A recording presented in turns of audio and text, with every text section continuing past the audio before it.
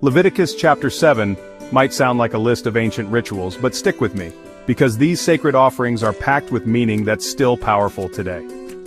God was teaching Moses and all of Israel how to draw close to him. Not just with words, but with real, physical actions. So let's break down what's happening here. First up, the guilt offering. This wasn't just any old sacrifice, it was called most holy. Only the male priests could eat it, and only in a special holy place. And here's something intense. The blood and the fat, off limits for people. Those belong to God alone. It's like God was saying, some things are mine, set apart, sacred. Next, we meet the fellowship offering, also called the peace offering. This one's a little different. You could bring it for 3 reasons: to give thanks for God's blessings, to fulfill a vow, or just because you felt grateful and wanted to show some love.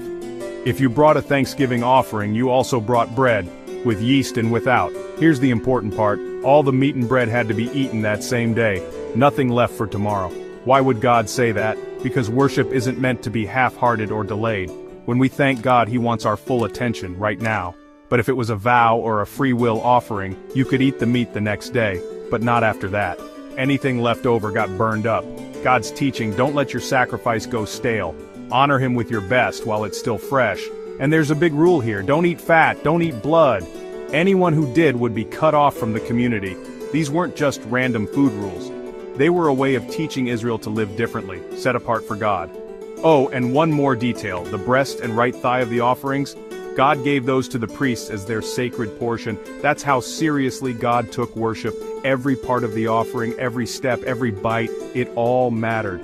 So, what does this all mean for us? God's laws aren't just about rules. They're about teaching us to worship with honor, with purity, and with thanksgiving. When we come to God, let's bring our best. Let's show up with all our heart. If this story inspired you, hit like, drop a comment, share this with a friend, and don't forget to subscribe and follow for more.